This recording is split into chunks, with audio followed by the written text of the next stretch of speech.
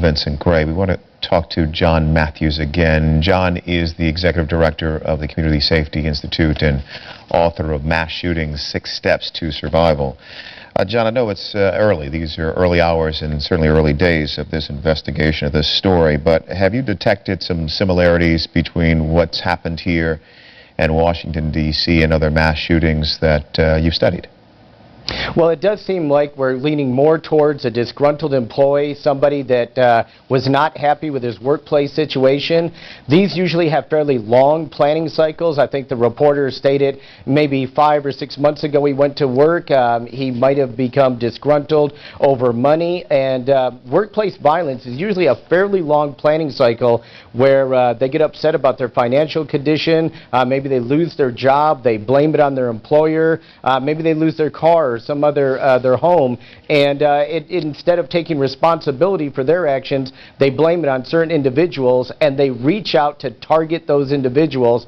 Once they target those individuals, primary targets we call it, at the location, we often see them feel like their mission is accomplished there, and then they start shooting anybody that's in the area. And that's why it's so important to get away from these individuals as quickly as you can and as far as possible.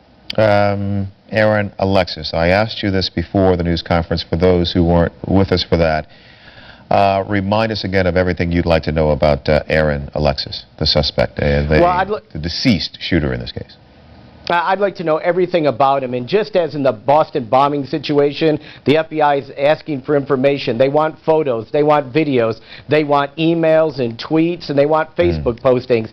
They want people to tell us, who is this individual? Is he part of a cell or a militia or a larger group? Is he someone that we have to worry about his connections, maybe striking targets across the country? Or is this a single individual who has a beef with his employer, whether it's the contractor or the U.S. Navy, and he took up arms to take out his violent aggression? John, appreciate it. John Matthews has been with us. John, thanks for your time. There is the brief